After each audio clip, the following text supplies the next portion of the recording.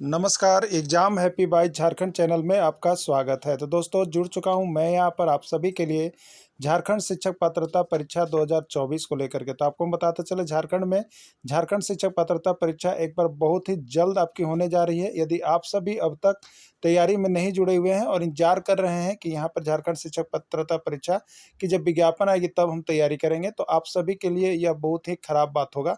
क्योंकि आपको हम बता देते हैं अभी जो झारखंड की स्थिति चल रही है उसमें यह है कि आपको 1 महीना के अंदर भी परीक्षा करवा दिया जाएगा, ठीक है। अब रही बात कि यहाँ पर देखिए एक बार तो झारखंड शिक्षक पात्रता परीक्षा बहुत जल्द होने जा रही है। जैसे कि अभी आप देख रहे हैं यहाँ पर कि सहायक आचार्य का परीक्षा, जेपीएससी का परीक्षा, सीडीपीओ का परीक्षा, जेपीएससी, आपने देखा तमाम परीक्षाएं जो है 1 से डेढ़ महीना के अंदर फॉर्म भरवा करके ले लिया गया है। तो आपका भी परीक्षा इसी तरह से होने जा रहा है, ठीक है। अब रही बात कि अब देखिए आपकी तैयारी के लिए आपके बाजार में बहुत से लोग आ चुके हैं, बहुत से इंस्टीट्यूट आ चुके हैं, बहुत से किताबें आ चुकी हैं, लेकिन आपको जज करना है, आपको सर्टिफिकेट लेना है। तो हम कहाँ जाएँ और कैसे तैयारी करें, ठीक है। तो देखिए इसके लिए किसी के बोलने से नहीं, आप यहाँ पर अभी तक जितनी परीक्षाएं हो रही है आप उसको एक बार उठा करके सिर्फ प्रश्न पत्र को देखिएगा तो आपको खुद पता चल जाएगा कि हमें क्या पढ़ना चाहिए और नहीं पढ़ना चाहिए। तो देखिए अभी बहुत सारे जो है यहाँ पर सेफ लुसेंट और आर एस अग्रवाल की किताबों को जो यहाँ पर एसएससी का रहता है उसके सिलेबस को आप लोग कंप्लीट करते हैं, जो कि यहाँ पर लोग फेल हो रहे हैं।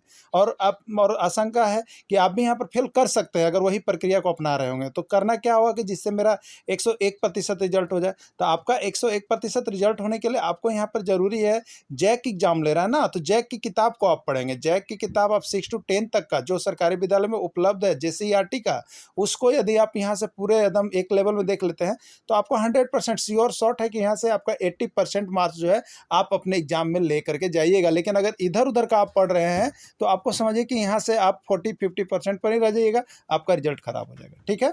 तो अब देखिए हमारे तरफ से ही सलाह दी जाती है कि यदि आपके पास जैक की किताब है तो आप खुद पढ़ लीजिए, और नहीं पढ़ पा रहे हैं तो देखिए हमारे इंस्टीट्यूट में सिर्फ और सिर्फ यहाँ पर जैक की किताब की ही तैयारी करवाई जाती है, जो कि इसके पहले आकलन का रिजल्ट बहुत ही अच्छा रहा, जिसका कोई कल्पना नहीं किया जा सकता है कि हूबहू लिखा हुआ प्रश्न हैंड रिटेन नोट्स का भिड़ा था। उसके बाद देखिएगा तो आपका अभी सहायक आचार्य में भी बहुत से प्रश्न ऐसे हैं जो हैंड रिटेन नोट्स यहाँ पर भिड़े हैं, ठीक है। अब रही बात कि आगे अब जेटेट आने वाला है, तो जेटेट के लिए तो 101% आपको हम गारंटी देते हैं कि अगर जीसीईआरटी टेक्स्ट बुक से नहीं आया, जैक किताब से नहीं आया, हमारा लिखा हुआ प्रश्न नहीं आया, तो आपको पैसा वापस हो जाएगा, ठीक है। तो आप 100% अपना यहाँ पर सिक्योर करने के लिए, अपना लाइफ बनाने के लिए आपको अगर जेटेट पास करना है तो आपको यहाँ पर जुड़ना है। अभी देखिए हमारे यहाँ पर मेगा ऑफर चलाया जा रहा है जिसमें आप जुड़ करके तैयारी कर सकते हैं। एक अगर आपको 1 to 5 की तैयारी करना है तो उसके लिए जेसीईआरटी टेक्स्ट बुक से स्पेशल 6 to 10 का 999 रुपये, और यहाँ पर 1 to 5 का भी 999 रुपये। लेकिन अभी यहाँ पर एक ऑफर चल रहा है हमारे यहाँ, पहले आओ पहले पाओ के तर्ज पर 100 कैंडिडेट का एडमिशन करवाया जा रहा है, जिसमें आपको 1 to 5 के लिए 500 रुपये लगेंगे और 6 to 8 के लिए भी 500 रुपये अलग अलग राशि लगेगी, और दोनों में देना चाहते हैं तो सिर्फ और सिर्फ 1000 रुपये यहाँ पर लग रहे हैं। तो पहले आओ पहले पाओ के तर्ज पर एडमिशन कर लीजिएगा। देखिए आपको बता दें, आप कहीं से भी तैयारी कीजिए, आपको जेसीईआरटी टेक्स्ट बुक पढ़ना ही पड़ेगा, क्योंकि उसके बिना अभी झारखंड में कोई भी परीक्षा जो है वो अच्छा नहीं जा रहा है। जिन्होंने अभी भी आपको बता दे रहे हैं यहाँ पर जो सहायक आचार्य की परीक्षा चल रही थी, उन्होंने जो यहाँ पर हमारे यहाँ से जेसीईआरटी टेक्स्ट बुक का लिया नोट्स, और उन्होंने बहुत ही अच्छे यहाँ पर स्कोर किए हैं। लेकिन ऐसे जो यहाँ पर तैयारी कर रहे थे बहुत ही ज़्यादा आपको बता दें फी दे करके भी, तो उनका भी नहीं हुआ है और अच्छा नहीं आया है। तो आप सभी अभी भी यहाँ पर समय है, आप जेसीईआरटी टेक्स्ट बुक से तैयारी कर लेंगे, और यदि नहीं कर पाते हैं तो आप यहाँ से नोट्स सारा चीज़ परचेज करके एक बार अवश्य पढ़ लीजिएगा। तो चलिए चलते हैं आज का महत्वपूर्ण क्लास 8 एक्सरसाइज 1 को कंप्लीट करने वाले हैं, ठीक है। तो आप सभी यहाँ पर क्लास का चैप्टर वाइज सभी देख लीजिएगा, क्योंकि आपके एग्जाम में जो है जेसीईआरटी टेक्स्ट बुक से ही सारा प्रश्न पूछा जा रहा है। तो सभी को यहाँ पर एक बार जो है एक नज़र ससरी निगाह से देख लीजिएगा, और सारा नोट्स पीडीएफ जो है मोबाइल नंबर से मंगा लीजिएगा, ठीक है। जरूर देख लीजिएगा एग्जाम जाने से पहले, यहाँ से आपका स्कोरिंग बहुत हाई होने वाला है, ठीक है। चलिए अब प्रश्न है, वैसे संसाधन जो प्रकृति से प्राप्त किए जाते हैं क्या कहलाते हैं? वैसे संसाधन जो प्रकृति से प्राप्त किए जाते हैं क्या कहलाते हैं? प्राकृतिक संसाधन, मानव निर्मित संसाधन, मानव संसाधन, या कोई नहीं, ठीक है। तो प्रकृति से जो संसाधन हमको प्राप्त होगा उसको प्राकृतिक संसाधन कहेंगे, और मानव के द्वारा जो निर्मित संसाधन होगा मानव संसाधन, और मानव खुद एक संसाधन है तो उसको मानव संसाधन कहते हैं, ठीक है। चलिए अगला देखिएगा यहाँ पर, इसमें कौन प्राकृतिक संसाधन है? इसमें कौन प्राकृतिक संसाधन है? नदियाँ, मृदा, वन। नदी मानव द्वारा नहीं बनाया जाता है, मृदा मानव द्वारा नहीं बनाया जाता है, वन मानव द्वारा नहीं होता है, इसलिए ये सभी जो है प्रकृति से हम लोगों को प्राप्त होते हैं, इसलिए यह प्राकृतिक संसाधन के अंतर्गत चला जाएगा। आंसर डी होगा सभी। निर्जीव संसाधनों से प्राप्त संसाधन क्या कहलाते हैं? जैव, अजैव, दोनों या कोई नहीं। ठीक है, एकदम याद रखिएगा, जैव और अजैव, बायोटिक और बायोटिक, एक बार तो आपके एग्जाम में पूछ ही दे रहा है। ठीक है, अब देखिएगा यहाँ पर निर्जीव संसाधन, तो जिसमें जीव होगा ना, सजीव, जिसमें जीव होगा उसको आप कहिएगा, देखिए जैव संसाधन, जिसमें जीव होगा उसको जैव संसाधन कहिएगा, और जो निर्जीव होगा, जिसमें जीव नहीं होगा, तो वो अजैव संसाधन आता है। अब आप अपने आप को डिस्कस कर लीजिएगा, किसमें जीव है, कौन सजीव है, तो सजीव है तो जैव संसाधन है, निर्जीव है तो अजैव संसाधन है। क्लियर? चलिए अब देखिए, तो निर्जीव संसाधन से प्राप्त संसाधन क्या कहलाएगा? तो हम इसको कहेंगे अजैव संसाधन, अभी हमने आपको बता दिया। अगला, सजीव संसाधन से प्राप्त क्या कहलाते हैं? अभी हमने क्लियर किया कि सजीव होंगे, जिसमें जान होगा, तो सजीव वाला को जैव कहिएगा, जैव संसाधन। यानी जैव संसाधन है, अजैव, दोनों या कोई नहीं, थे किस में जाएगा? सजीव वाला जैव संसाधन में चला जाएगा। ठीक है, इनमें कौन अजैव संसाधन का उदाहरण है? इनमें कौन अजैव संसाधन का उदाहरण है? मृदा, चट्टान, हवा। ठीक है, मृदा क्या है? ये अजैव संसाधन का उदाहरण हो जाएगा। ठीक है, और यहाँ पर चट्टान भी अजैव, और यहाँ पर हवा भी अजैव, क्योंकि इसमें जीव नहीं है। इसमें कौन जैव संसाधन का उदाहरण है? तो जैव संसाधन में जीव होना चाहिए। पौधे में जीव होते हैं, जंतु में जीव होते हैं, मानव में जीव होते हैं, तो जिसमें जीव होते हैं, जो सजीव होते हैं, वो जैव संसाधन में जाते हैं, इसलिए जैव संसाधन में जाएंगे, तो इसका राइट आंसर सभी हो जाएगा। ठीक है, राइट आंसर सभी हो जाएगा। अगला है, इसमें कौन नवीकरणीय संसाधन का उदाहरण है? इसमें कौन नवीकरणीय संसाधन का उदाहरण है? वायु, जल, मिट्टी या सभी। ठीक है, तो देखिए, वैसे संसाधन जिसका नवीकरण, जिसको दोबारा बहुत ही जल्द निर्माण हो जाता है, बहुत जल्द ही बन जाते हैं, तो उसको हम लोग यहाँ पर क्या कहते हैं? नवीकरणीय संसाधन।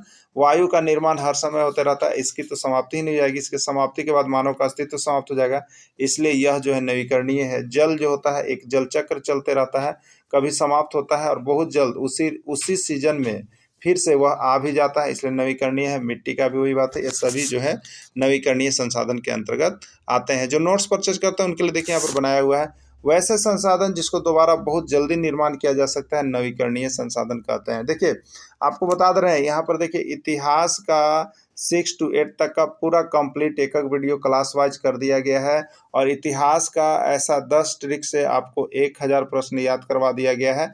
तो सारा वीडियो लेना नहीं भूलिएगा, सारा नोट्स लेना नहीं भूलिएगा। बस कुछ ही दिनों में आपको सारे सब्जेक्ट का 10 तक का कंप्लीट हो जाएगा। बस आप जुड़ जाइए जितना जल्दी, क्योंकि समय निकलते जा रहा है, और आप जुड़ेंगे नहीं तो ये जो आपका, देखिए अभी समझिए, आपका ये अभी ही पढ़ने का समय है, उस दिन से तो इंतजार कर रहे हैं। यही क्रैश कोर्स चल रहा है, जो कि बहुत चीप रेट पर आपको हम ही दे रहे हैं, प्रोवाइड कर रहे हैं, किसी भी चैनल पर आपको नहीं है। सिर्फ यहाँ का क्लास आप देख लीजिएगा ना, तो सभी क्लास से आपको रिमूव होना पड़ेगा, समझ गए?